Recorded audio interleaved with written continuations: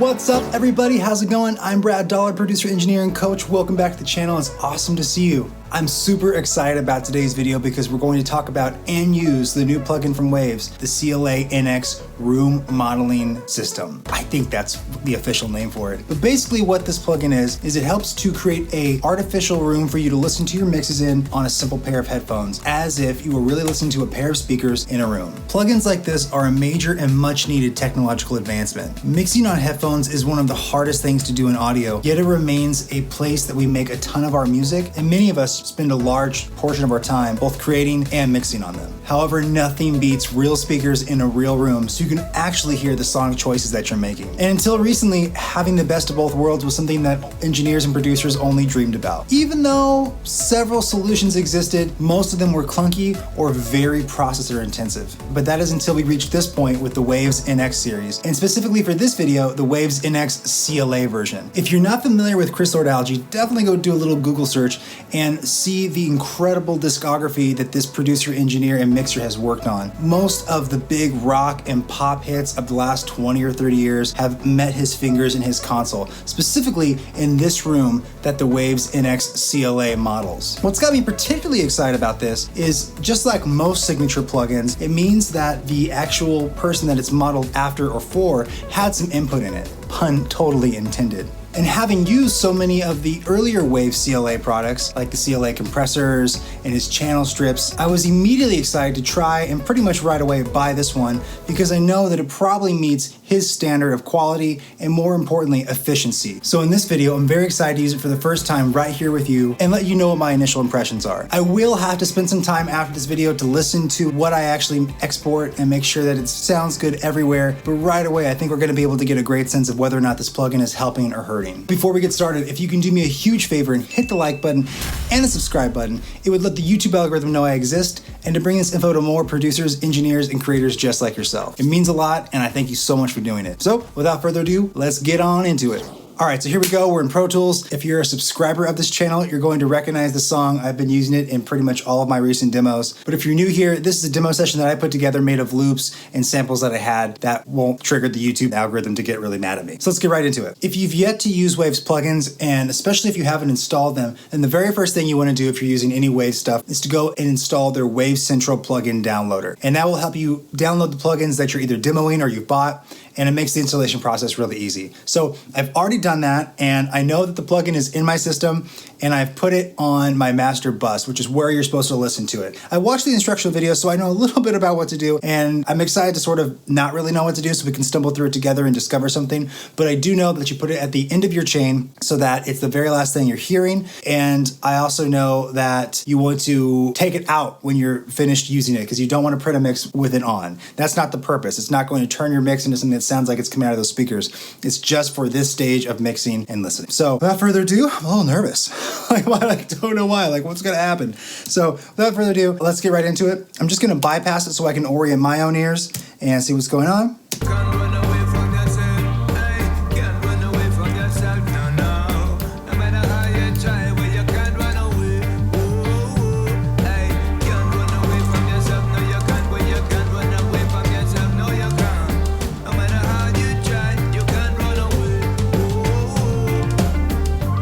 Okay, so that's the track in its current state. Now, I've done a lot of work on these headphones. I know pretty much how things are supposed to sound, so I am expecting that the low end with this plugin on is going to be a little louder, which is always what I want when I'm in front of speakers. And I'm expecting the mid-range to really show me a lot more of what's going on. So like probably where a lot of my flaws and issues are in this mix. Okay, so let's go right over here. I'm going to make it active. And let's open it up. Okay, so this is sweet. Now this popped up when I first put it on the channel, and I was really excited because I saw this on the video, and check that out. Let's see. All right, so head tracking. So this is the head tracking, and I know that you can buy like a little device you put on your headphones and it helps track your head, but I'm just going to use the built-in FaceTime camera and settings here. That's sweet. I mean, that's pretty cool. That's definitely cool. So yeah, I'm just using my built-in iMac camera. I've got a souped-up iMac that I use for most of my at-home work, and that's the camera that's watching my face here. Super cool, low light mode. I'm sure that's just like if you can't be seen in the dark, but that's probably going to be processor intensive, so I'll leave that off. But sweet, okay, well, I don't know enough to change any of these other features yet, so we'll just leave that, close that by hitting the settings button, and or not, and hit X right there. Ooh. Oh, cancel. No. Okay, so we don't want to close the Waves NX tracking plugin. We want to leave it. Okay, so that's running in the background. And here we are in the plug. So the plugin looks sweet. I mean, it really does look like his room. If you've ever like watched any other the Mix with the Masters series or other Waves videos, this is the space that he's in. It's called Mix LA, and it's in, well, Los Angeles. So I just want to kind of get familiar with the settings here. So I saw this in the video, it's super cool. So you can rotate the studio, and just like in any room when you're listening, you sort of want to like listen from different positions, and you also want to, you know, use different sides of your ears and head just to really create as many variables as possible. That's how you really know if a mix is good or not. You don't want to hear it under perfect conditions. You want some variance to really know, okay, if someone hears this in their car, or maybe if they hear it like in a living room and they're only on one corner, like you want to make sure they're actually getting as much of the music experience that you intended as possible. So I like that you can rotate the studio. If you hit 0, does that put it back? Sweet. Thank you, Waves, that was smart. Okay, so you've got your ambience control. We're gonna leave that alone. Level control, we're gonna leave that alone. Headphone EQ. Oh, okay, that's super cool. So these are biodynamics, and we'll have to try that in a moment. I don't want to add anything to it yet because I just want to hear what it's doing. But yeah, okay, I think I'm familiar. I think that makes sense. So here we go, we're gonna hit play. We're gonna start with it on the CLA 10 plus sub mode, and the CLA 10s are his signature version of Yamaha NS10s made by Aventone, and the sub is, I don't know what kind of sub it is, but it's some sub in his room. Did a little more low end knock into his NS10s, like most of us usually want when we use NS10s, so that's super cool. Yeah, the bass is like, I can actually hear it now. Usually on headphones when I'm mixing the bass, I have to just kind of deal with the fact that I'm just not really going to hear it, and I'll turn up pretty loud, and if it's a problem, I'll hear it in the car, and I'll focus on the upper harmonics and the other parts that help articulate the bass. But the low end does end up being a little bit of guesswork when you're using headphones. So this already I can tell is helpful.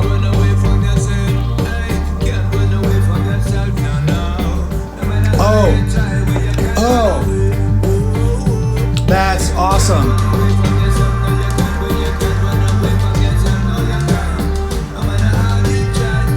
Wow, that's super cool. So you probably can't tell us at home, but as I'm turning my head, the entire mix is changing as if I'm listening just from this side or just from this side. It's a little delayed. I don't know if that's me and maybe just the latency I have going on, but it is really cool. There, it's getting a little faster now. Maybe it has to like buffer. That's awesome. That's awesome. So that's what the FaceTime camera is doing. It's positioning my face and keeping in reference to where these speakers are, just as if I'm there. That's super sweet. Okay, let's hear the mains.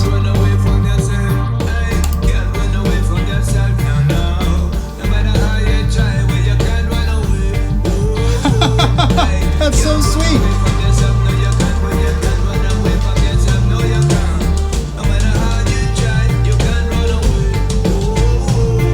Those sound like mains. The thing that I always notice about mains in most big studios is that like the high end and mid sort of like tuck themselves back because the low end is so big and present. It's kind of why you have mains. So you can really hear what something's doing at louder volume, especially low end. And that sounds like it. It sounds like a thick like ball, like right here in your face. Like it sounds like really present. Like if you've been to a big rock concert or any big concert and the kick drum or the low end comes in and like fills your chest, that's what mains feel like, and this is giving me the same sensation in my head. You can feel it sort of translate down to like your sternum. It's really interesting.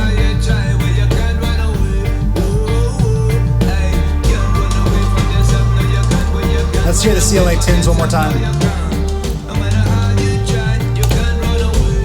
Super cool. I feel like I can hear the reverb tails a lot better now. That's neat. Okay, and one more setting you get to use is his boombox, which is a little speaker that he has off to the side in his studio. Most of us have little speakers in our studios. Most creators have little speakers for things like to check in. It's like the equivalent of going to a car, using something small to hear your mixes on. This is the one that he has, and it's also modeled in the CLA NX plugin. And it looks like it's got this turnaround feature, which looks like it just puts your head back there. So let's play with that and see what that does.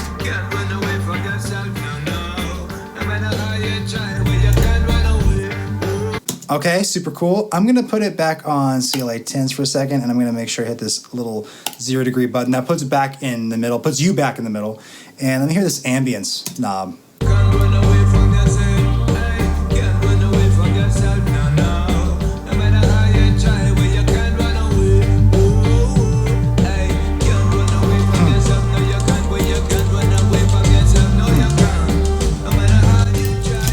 Sure about this ambience knob. I'll have to think about when that would be useful. I don't know when, like whatever this room is, I just want the room to be this. I don't really want it to be any bigger or any smaller. And when you reduce it all the way, it kind of just sounds like you're back in your headphones. So I don't really know what that's for, but cool. I'm sure it's got a use. And then level, I mean, I think Unity is just good. Unity's fine. We don't need to mess with that. That's good. I would just leave that. All right, now one more thing I want to try is this headphone EQ. So let's hear this. I'm gonna put it on the DT880 250 ohms. Let's see what that does to him.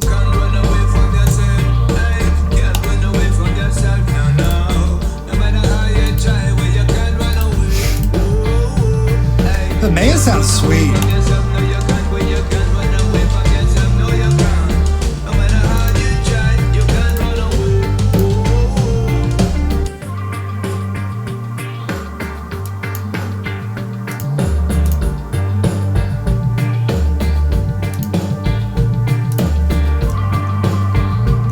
Yeah, I think I like the Headphone EQ. I think that's a really helpful feature. Sorry, I kind of went into the zone there. This plugin is definitely sucking me in. I like really want to like be like, hey, so thanks guys, bye, great YouTube video, and get down to mixing because it's inspiring confidence. As I said at the beginning of this video, I've been working in this demo session for about a month now, making videos for YouTube, and for this track 100 times, and I can hear where the inconsistencies are, and it's also actually nice to hear the low end for a change in these headphones. So this is super cool. I can tell the headphone EQ really brought up the low end in these headphones, which isn't really there. Brought it like right to where it's at, and it made it less stereo, which these headphones are very stereo. Like so stereo that sometimes you can overdo reverb and effects on a mix when you use these because you can't really hear it. Like everything is so spread out. So this headphone EQ has like brought the overall sort of mix in a little bit. It's narrowed the headphone listening experience to make it probably a little more accurate. So that's super cool. Okay.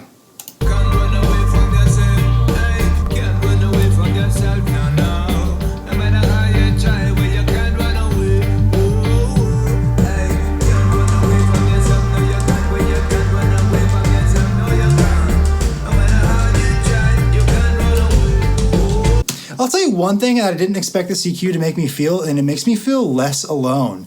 I know that's probably weird, but that's like a gut reaction I'm getting right now is like I feel less alone. I feel like I'm actually in somebody's space, and I'm here all the time when I'm working, especially since like the pandemic. Like I'm just here. So it's actually nice to feel like you're maybe like somewhere a little different, and turning around and looking at the studio is kind of fun. It's nice to see all this stuff. He's got such sweet gear that it's nice to see all of that in there. So that's really cool. I like that. It makes it feel a little more just, I don't know if it's believable is the word I'm looking for, but just like a little more inviting to use. So that's super cool. Okay, so far the only thing I would say to really be aware of in this is that the head tracking, at least with the FaceTime camera on the iMac, is very sensitive. So if I'm playing back, like I bounce my head a lot when I'm working anywhere, and I can really tell like the speakers are moving up and down. Like if I was in real life with a real pair of speakers like these in front of me, it wouldn't feel like they're moving up and down. So I think that once you kind of get it where you like it, like maybe turning head tracking off,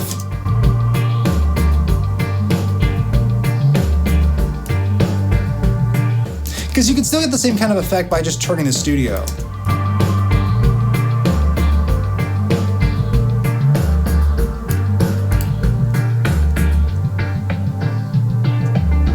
Yeah, I love the head tracking. I think it's a really cool feature. Definitely like to really be in it for the first couple minutes, but I think after you get your bearings in this, you want to like just go ahead and turn it off. Otherwise, if you do anything, get some water, I mean, you're just going to be super distracted. So that's the only thing that I think I would just tell you to be mindful of so far when you're using this.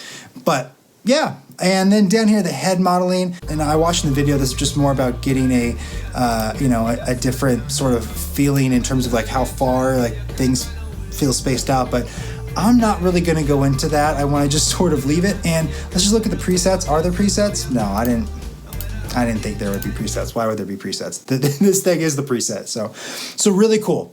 I like this a lot. Yeah, I like want to dive back into it.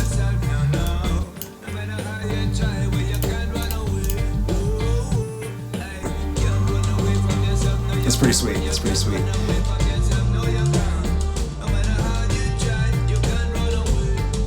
All right, everybody, well, that's it for me. I'm here in the car now checking the mix. So look out for part 2 where I update you on the result. And after I've had a little bit of time to listen to this and reference it to other tracks, but so far I'm having a blast with this tool. I think it's great. I'm so happy I tried it out. And even though I have a lot of questions about how it works over time, I'm really excited to dive into it and make more music with it because I think it's gonna really be a helpful tool, especially when I'm limited to headphones and don't have access to a studio, which is sometimes. So thanks so much for tuning in. Be sure to like and subscribe. If you have questions, leave them below. Looking forward to know what you think about this. And until next time, see you soon. Take care.